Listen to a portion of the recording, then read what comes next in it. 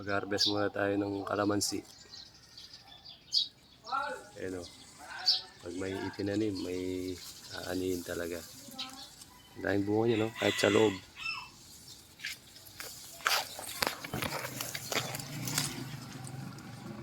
Ayan o. Kahit sa loob meron. Magbibistig tayo ng bangus. Hindi ako naglalagay ng abono dyan, ha. Ano lang, yung mga pinagbalatan ng mga prutas tsaka gulay.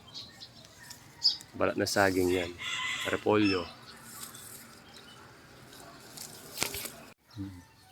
Ayan o, ang daming bunga.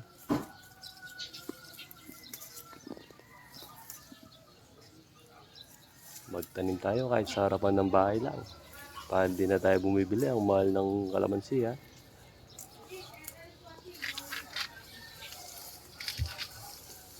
Daming bunga o.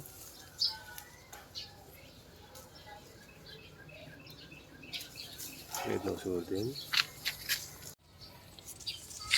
Yan, mangulat tagay nga sa looban. Ito o. Madami din sa loob. Hindi nakikita o. May mutaktiya buko. Tapos may bulaklak pa. Continuous yung ano niya. Grafted kasi ito eh. Ganun tayo na magtanim o.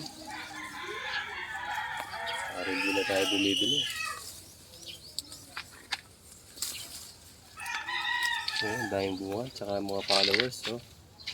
Maliliit. Tignan mo doon, no? Dito ang dami.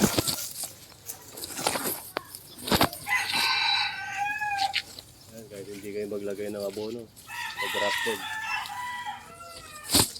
Madali lang mamuha yan, 2 years old, may bunga na. 5 years old na ito. Beta na natin yan. Oo nga, oh. Oh, kahit hindi na bumili, oh. So, masipag ka lang magtanim.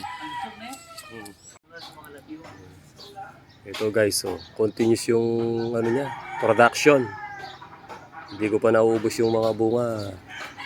May mga bulaklak na. Yan o. May mga butil-butil na. Mga bago.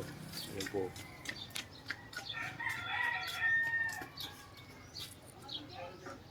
Marami yan, pati sa ilalim. Po, mga bago to. Basta hindi nawawala ng tubig yung kalamansi, laging may bunga yan.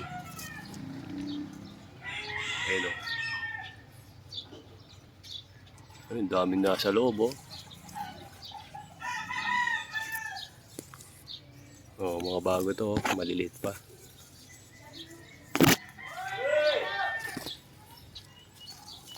Nasa harapan lang ng bayan. Meron din akong sili dito, oh. Kaso nagpapapalit na, matanda na to, eh. Pero dito may bunga pa. Magtanim tayo, ha. Sayang yung space natin.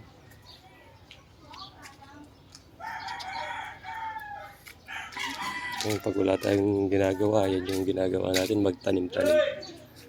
Pag naiinip sa bahay.